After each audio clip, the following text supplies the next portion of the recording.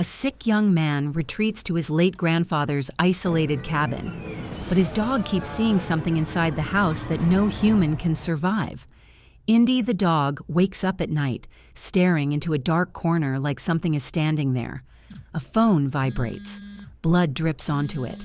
Indy looks at Todd, blood leaking from his mouth. Vera arrives panicking, but Indy won't stop staring into that same corner. We see old videos of Todd and Indy growing up together, a bond that's been there since puppyhood. After recovering from a strange illness, Todd suddenly decides to leave town and hide at his late grandfather's remote house. Indy senses danger instantly. A "Stay Out" sign hangs on the door. Something whines in the cellar, and a shadow watches them from outside.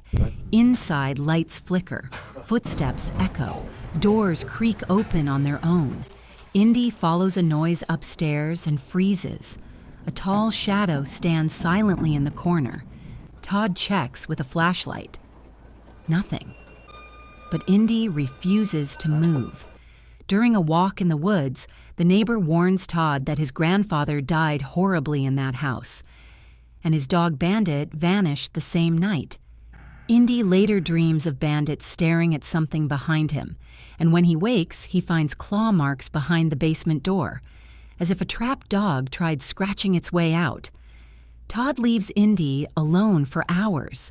A ghostly bandit appears and leads Indy upstairs, where he finds Bandit's old blood-stained scarf. Indy sees a vision, a muddy hand breaking through a cracked wall, and jumps back in terror.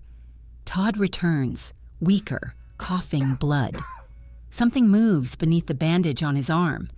That night, Indy wakes to Todd smashing his head against the basement door as if he's sleepwalking. Old footage reveals the truth. 6 generations of Todd's family died in this house. After seeing the same thing, Indy follows a noise into the garage and sees a vision of Grandpa coughing blood in a chair, begging him to run. When Indy returns, Todd coughs blood all over him before collapsing. A doctor later confirms Todd came too late. Nothing can save him. Todd tries rituals with candles and herbs, but when the last candle flickers out, a muddy figure sits quietly in the corner, watching them. Indy wakes to the sound of Todd choking, tar dripping from the ceiling, and a shadow crossing the room. Todd collapses. Indy escapes through a window and runs for help, only to get caught in a fox trap as the dark figure approaches. When Indy wakes again, he's chained outside like a guard dog. Rain pours. Todd vomits blood in the bathroom while the shadow stands behind him. A muddy hand bursts from the ground and drags Indy.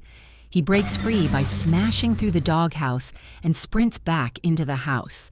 The cellar door opens. Bandit's skeleton waits inside. Indy enters. Downstairs, Todd is dying. Footprints crawl toward him. Indy arrives, but then sees Todd's dead body lying on the bed. The real Todd realizes he's already dead. A chain wraps around his neck and drags him into the basement.